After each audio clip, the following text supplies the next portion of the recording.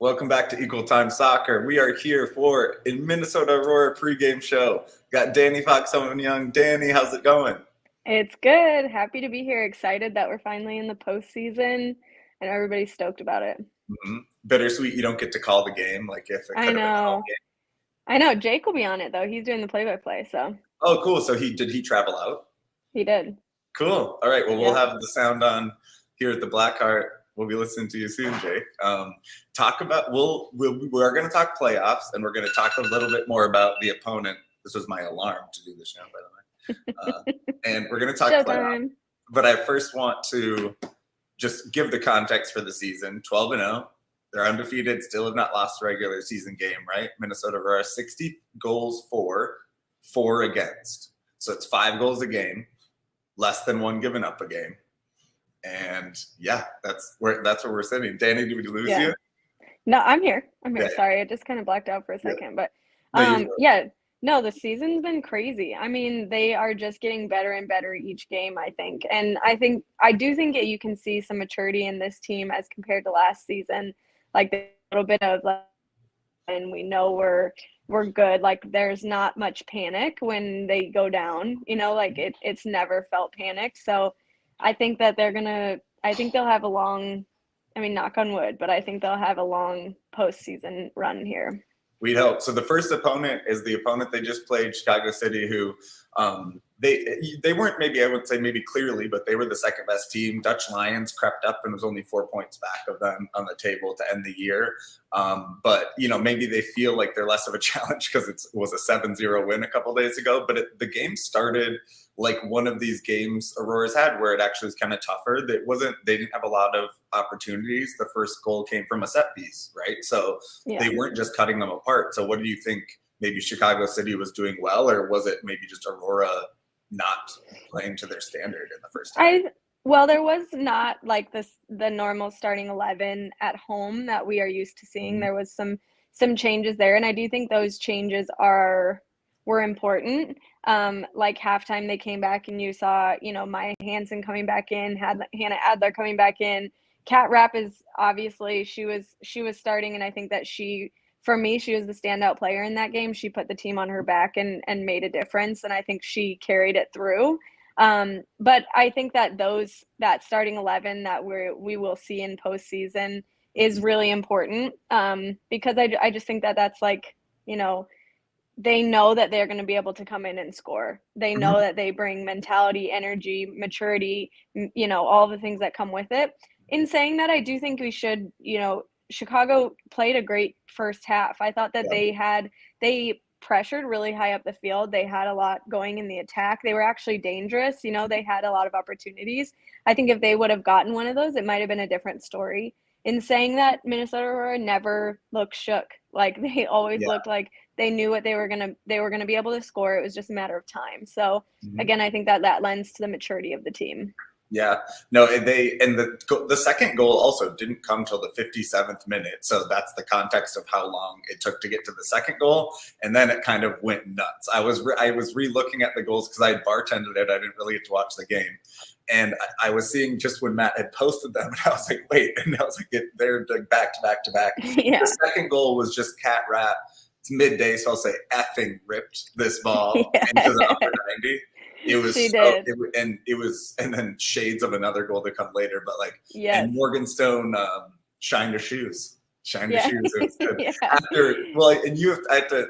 It was kind of quick in the broadcast, but it was really good. And one photographer got an amazing shot of the group, like the squad picture they took when they scored the first goal. And Kat Rapp's in the middle looking just like what? Like it was funny. Yeah, that second goal for me was a banger. I thought I don't know, I just loved the build up to it. It was perfect from Mariah Wynn across to Kat Rapp, like right in the middle. She took a touch. It was like a perfect setup touch. And then she had a banger, but it was like bent into the perfect upper 90, and I felt like you could even see I had this perfect angle from the broadcast booth, like right behind her. And then Hannah Adler obviously stepped in and had a banger almost exactly the same, but Kat Rapp's goal was just like, it was perfect. Yeah, lots of different goals. Like Kat scored a second goal where it was just a rocket on the ground to the far post, and so like, just seeing like she can score in a lot of different ways. And you could, I mean, her production and Adler and Maya Hansen they kind of all produce at a similar rate, just really, really intense, like goal and assist per 90, right? Yeah, they're just firing off each other for sure. I'm gonna pull Matt out and then we'll pull him back in.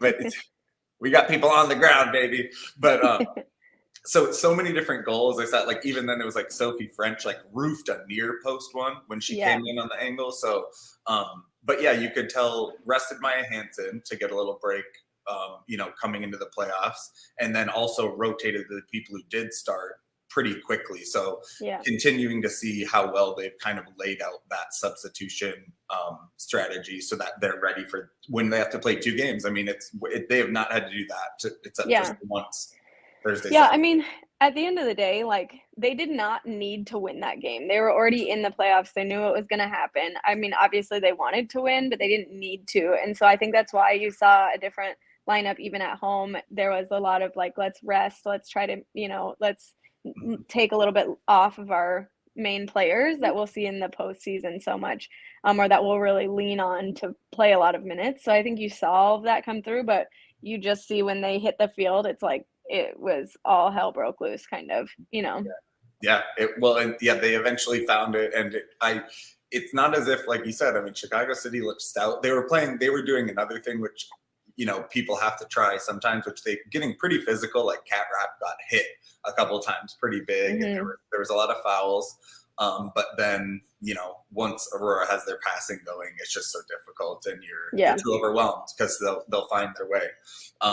Talk about, there was really cool Black Lives Matter scarves in terms of one of the days Aurora chose to highlight, causes and also for players' ability to use their voices. So I was wondering, like, you've been watching the team a lot, you're there on those days. I wonder for you, I mean, reflecting, you played as well, obviously, just what does it mean for those players to use their voices to amplify things, because they have a voice that not very many women's soccer players get to have, right? Yeah. I mean, I think it's so important, and I love that the community is embracing it. I love that the club is embracing it. The club has really like made it a part of their mission to embrace everybody, and everybody is welcome here. And we want to amplify all voices. And that's including Black Lives Matter, and Black voices in general. And so I think that, we all have seen how women's soccer over the years, right, has needed to do better, whether it's pay, whether it's for their players, whether it's, women's rights, whether it's Black lives, Black voices, just like everything, trans lives, like all of it, comes into this story. And I love that the club is embracing that and putting it forefront of like, here's who we are, here's our mission, here's what we want to embrace. And, we're going to make it so much so that like we're putting this on our scarves, we're wearing this every day, we're doing that, we're, making this game about this one thing. So I love that. I think it's so important. And I think that that's what will continue to move this team and this sport forward for many more years. Yeah. I spend a lot of time around the soccer community here or at games, and people will come up and talk about it, that they expect Aurora to keep being a standard bearer in that way. They don't want, as the team grows and perhaps becomes professional, to lose that community standard. So it's a really something that I think is intentional, and it keeps the fans coming too. So that also means you make money when you do things the right way. This show is brought to you by Pentz Homes. Per usual, whether you're buying or selling, looking to do some projects in your current home, Nate and Lydia can help you find what you need. Need financing for a basement remodel, looking at a second bath, or even a workspace now that you're working from home. Pentz Homes and their preferred lender, Angie Shearer, with Luminant Financing, can help find the right financing tool for you. Go to pentzhomes.com or learn more on social at Pentz Homes. Now we're going to bring in some of those Pentz Homes dollars at work here to get Matt in here on the ground. There he is. Can you hear us? Can you hear me? Yes, we can. Look, it's a pretty big stadium, huh? Talk to us about, is it Canisa Stadium, Canisa University? Yeah, is it Kennesaw? Kennesaw? Yeah, it's huge. I was just talking to some Flint staffers earlier, and they said, when it's at its fullest, it can seat up to 11,000. I think they've done some bannering on the sides here so that the seating for the soccer games really can be more like 7,000. I seriously doubt we'll see that for the Aurora game. This is a neutral site match where Chicago is playing Minnesota in Flint, Michigan. So I think we're probably going to see fan numbers in the dozens for this one, not even the hundreds or the thousands. So we'll see. It's a high quality broadcast setup up top. Fun angle for Aurora fans.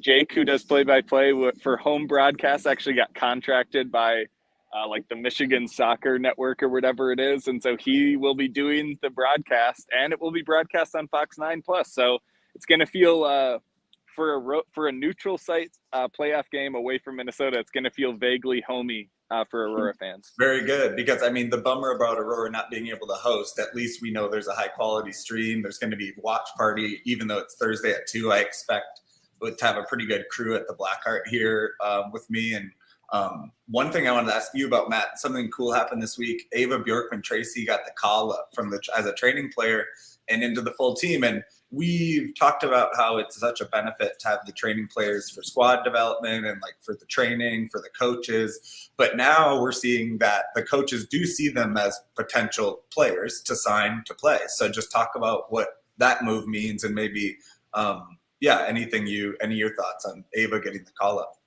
Yeah, I really think that got not nowhere near enough attention from fans. I think if people haven't spoken with Nicole the amount of times I have about her mentality and about how she communicates with players, that was an unbelievably massive move for Nicole to make, because when she offers those training player spots, it is under the strict and 100% agreement that they will never become rostered players, because she wants expectations to be clear up front. She doesn't want there to be a question. And so when she made that adjustment, to me, what that told me is that Ava has been working her butt off, not just at like a high level, but an unbelievable level in training, and really, really showing well, because Nicole basically, changed to what was a very bright line position she had. And so to me, that shows you how well Ava has been doing, how well she's been performing. And to be honest, it's also likely due to the fact that Hannah Adler, I don't know how much you all talked about this before I came on, Hannah Adler is gone for these 2 games in Flint. She's with the Beach national team, so they are short one midfielder. They also continue to not have Kennedy Faulkner, who got injured earlier in the season, and Caitlin McBean, who left earlier on in the season as well. So I do think they were maybe feeling a little bit of the roster crunch to just have an emergency midfielder on the road should some injuries happen. But I think the headline of this story is that Ava must have just been absolutely crushing it in training. She must be looking incredible for Nicole to make that move. She's someone who has played like 30 D1 games. So for people knowing, like, the training players last year were mostly like some local people who played at Hamlin, right? And so like they're not expecting in the same level that they would be contributing. But I'm sure even though Ava agreed to that deal, I'm sure in her head she's like, I wonder if I could get in there a little bit. Danny, what do you think about this? I don't know if it's something you talked with Nicole about, and just if you had any thoughts on like her getting that chance, especially right for playoffs. Yeah, I do think, there's a lot of things to it. I think, Matt, you're exactly right there. It takes a lot, regardless of players being gone, it takes a lot to have somebody who is a training player be moved into a roster, because the expectations, the things that come along with travel, not being a part of that for a full season can like shift around some of the team vibes, if you will. But, to me, that says that Coach Lukic feels fully confident in what she can bring, and she's not going to bring somebody on unless she knows, especially because the team is so mobile. Like, you have a lot of players who can play different positions, so to bring somebody in who she feels like can step into that role is saying a lot, because she could have just kept it the same and had somebody just like fill in that role from somewhere else. So it's a really big deal. Yeah, we'll see. Congrats to Ava on that, and to the other training players for the way they help keep the other people sharp. You mentioned Adler being out. It is a bummer. Adler has been just a killer, and she is in fine form, hitting, she scored last week or in the previous game, and at least she might have had an assist as well. But Dani, I thought about it because I thought, oh gosh, she's right in the middle of playoffs. What, you fans would be like, why would she leave? But you're getting called up to the national team. And yes, it's not the World Cup, right? But it is the national team for the United States in beach soccer. So I don't know, did you ever have to deal with that? You did get some youth national team call-ups. Did you ever get pressured your college coaches and feeling that tension of what if you should go? Well, I will say the national teams always take precedent.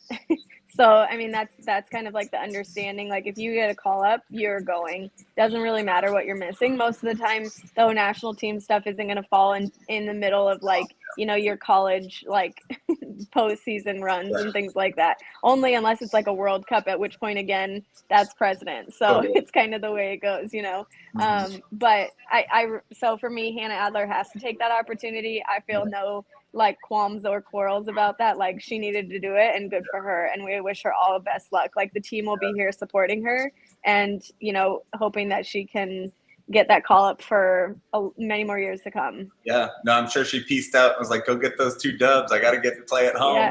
Yeah.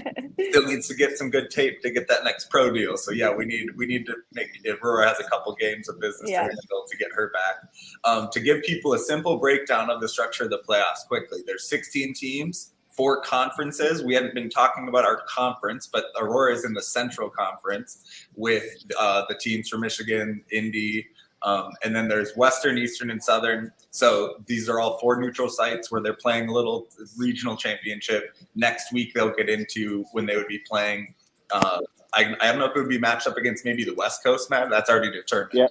So yeah. So if folks want to go ahead and get way ahead of themselves, we're likely going to be facing someone from the gauntlet of that NorCal conference, the 3 big dogs there, and the Glens, Oakland Soul, and Cal Storm. Should Aurora make it out, that's likely the matchup in the semis. The only silver lining there is you only have to play one of them because they have to beat each other up to get there. Yeah, Matt's the jinx. Matt's the jinx.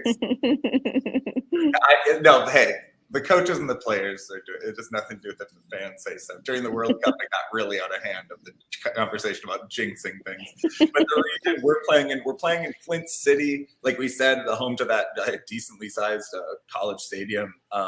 And so the game is Chicago City and Aurora. But then Aurora, if they win, they'd face either Flint City or Indy 11. Indy 11 was a tough matchup in the playoffs last year when Aurora faced that kind of step up in quality. They ended up beating them 1-0, I believe. So I don't know, Matt, what do you expect when you think about, we talked about one game at a time, and Dani and Kay, they assured me it's true that people actually take it one day at a time. But for people who maybe assume since they saw a 7-0 win, they might see Indy or Flint, what do you have to expect out of those? Or what would fans expect? I think, honestly, the biggest thing to watch in this opening game is how those midfielders look off the bench. I think the biggest thing with Adler being out isn't necessarily that the starting group isn't strong enough. It's more of a pressure on the bench midfielders. So Mark's getting his dream. I'm getting my dream. I think we're going to see Rami Rapp. I think we're going to see Eli Rapp. I think, you're going to see players like maybe Christelle Yewa up top in her home state of Michigan. So to me, I'll be watching the players off the bench because the biggest challenge if they advance, and I think it's, odds on paper at least, is that they should advance. The biggest challenge facing Indy or Flint will be what they're able to do when the game grinds down. And Dani, you talked with Mark about that before the last game of just how do those games look in the playoffs when things slow down and when they have to feel a little uncomfortable. And I think the biggest thing will be, are those bench players able to bring that spark at halftime? Because that's been a big move that Nicole Lukic has had in her toolbox every single game. And with, one of the best midfielders on the team not here, I think it'll be on players like Rami, like Eli, players like that to come in and bring some spark. So that's what I'll be looking for in terms of what Aurora does. And then just for whatever it's worth, I'm going to stick around for that second game and just to get a little bit of a scout on, which team ends up advancing out of that second game as well for fans and patrons. Nice. We have the 11 out, so it's neither. I was going to joke about Matt's predictions, which for the year, which he got a lot of them right, some of them wrong. This one happened to be wrong because it's Ari Del Moral that we're seeing in the midfield. Danny, otherwise a consistent lineup, what you would expect to maybe be the first choice 11 at this point: Ostrom and Langdock outside, Harris, Kalfusi in center, Pourba in the back, Stone and Weichers holding under like Cat Rapp, who plays under Maya, and then on the wings, Ari is coming on the right, and Mariah Wynn at left wing. So I mean, thoughts on Ari getting kind of the big call? She's not always the first choice to get a start if we need someone in the 11, but she's getting a big game here. I mean, she's been really impressive to me this season. I think she has played. She definitely has like risen to the level of the game. I don't necessarily always think that she's been standout, but she's been very consistent. And then she has scored goals. So I think she is somebody that makes a lot of sense. And to me, that lineup is Coach Lukic going back to that 4-5-1, which for me is her very comfortable. Like, I think you've seen how many different lineups she's played. She's done a lot of different formations, but the 4-5-1 I think is comfortable, consistent, and solid for her. And it doesn't matter who she plays in that, within those formations, it's always going to be like relatively, what you're going to get, like it's a solid lineup. So I think that's how I feel about it. It's a good choice for her. Yeah. Ari's a veteran, Matt. I mean, the lineup is really veteran. If you look at like the ages, most of these people have graduated college or done the equivalent of. Only Kat is and Pourba are people who are even Mariah is now about to be 22. I mean, so tons of veteran experience in the lineup. And I think one thing that Danny said I want to elevate a little bit, which is I haven't gone back to triple check this, but I think it's worth remembering that those games where there were those defensive mistakes and Minnesota kept giving up early goals, I think it's very likely that almost all of them were during the 3-back experiment era. And so I think it's worth noting that Minnesota essentially, it's not this clean, but they essentially don't give up goals in that classic 4-back, but they did give them up when they were testing the 3-back. Again, it's not universally true, but and that is. Yeah. And that experimental era is when those defensive miscues were happening, where honestly, even strong players were making some pretty obvious flubs. And so I think it is worth, noting having those 4-back. I think maybe players are just a little more comfortable. And then that veteran leadership, like you mentioned, Mark, I think when we talked to Kat after the game, that last regular season game, and we finally got her on the record to say exactly what the tactical tweak was, Danny, I think you spoke to this too. It was going from having 2 defensive midfielders to 1 defensive midfielder.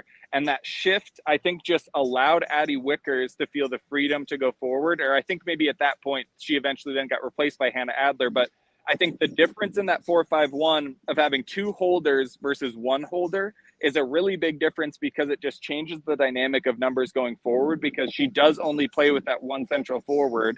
And so I think it'll be interesting to see how that veteran group does in that midfield setup. I would guess they come out and just start right away with only 1 holder, but we'll see. Maybe they play it safe at first.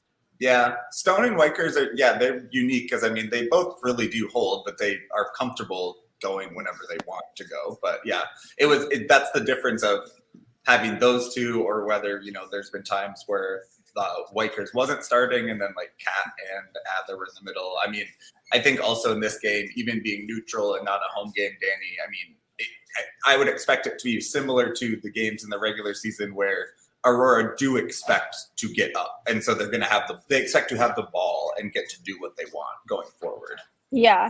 I mean, I think with Morgan Stone and Wickers in the middle together, I think Stone is usually the one that moves a little bit more forward just because she likes to shoot. So I think that Wickers like gives her the freedom to do that, and Wickers is kind of like the real like true holding mid in that scenario. But yeah, and I think that makes sense without having Hannah Adler in, because when it's Hannah Adler in, then it's like Kat and Hannah moving forward together, and that's like the attack. So it makes a lot of sense. But I think in this game specifically, you're going to want to see, like, they're going to be looking to score early. And then this is just how Aurora is this season, is once they get 1 goal, it's usually like a domino effect. Like one leads to 2, leads to 4 very quickly. Yeah. And so I think that they're going to want to go with that mentality. Mm-hmm. Yeah, it was rapid. I was talking with that, Matt, like watching back the highlights, having not watched the game live. And it was just like, wow, there was like a cat wrap second goal, and then it was 3, 4, 5 just in a row. And you're all of a sudden you're sunk. Yeah. Well, coaches, all the other W League coaches, Nicole Lukic wants you to know she has the 3-6-1 and she might pull it out. She wants you to know that she has something called the 3-6-1, and you have to first learn what that means and then prepare for it. So, no shade on the 3-6-1 by any means. No. I like the title 3-6-1. I think it's worth noting that if Kennedy Faulkner had stuck around, I think they would have ended up in a 3-6-1 because they would have had no other way to get 3 epic center backs on the field. And then Ostrom and Langdock would have been at outside mid, and it would have shifted up. If Kennedy would have been here, I think that formation would have stuck. I do think so. Yeah, maybe you're looking at something next season. I mean, yeah, it's just I'm trying to help you out, Coach. Throw the curveballs to the Glens and whoever of the world, yeah, and the McLeans. McLean. I don't. They're not from Minnesota. I don't. Who cares? This rivalry is playoff time, baby. But yeah, so if Aurora win, they would be playing Saturday, 2 p.m. And it will be, like we said, Indy or Flint will post about it. There will be a watch party at Blackheart again for people who want to get out and cheer together. The Revantlet supporters really confused the regulars in the bar. They're like, they are really loud. Yeah, there was just 20, 30 of them going crazy. And love that. Shout out to them because like the Dark Clouds and stuff do things, but they don't usually watch the game and do chants all through the bar. And so yeah, it's gonna be fun. Danny, hopefully we get another chance to be at a game this year, and hopefully it starts today. Yeah. Anything else you want to mention from on the ground, Matt? How does it feel? It seems like it must be good weather based on how it was in Minnesota yesterday. It's really hot here. It's really warm. It's almost full sun. There are some clouds in the sky that you can see even in my background. There's some chance of rain, some chance of thunderstorms, so keep an eye out on that. If that doesn't happen, I actually think the game will be pretty hot. I'm actually going to move my camera to show you can you see the colored turf? Oh yeah. Yeah.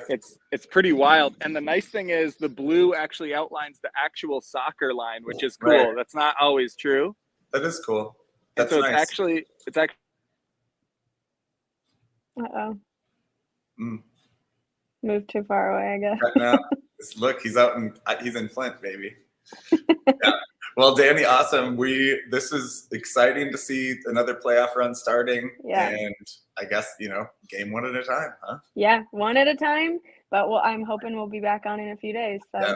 For people too, like if I was watching the goals back from that 7-0, just go to, and I was sitting here, I was like, oh, where do I watch the goals? Because I was like, oh, well, I should go to the Equal Time Twitter feed. And I was like, yep, they're all there. Go back. Thanks, Danny.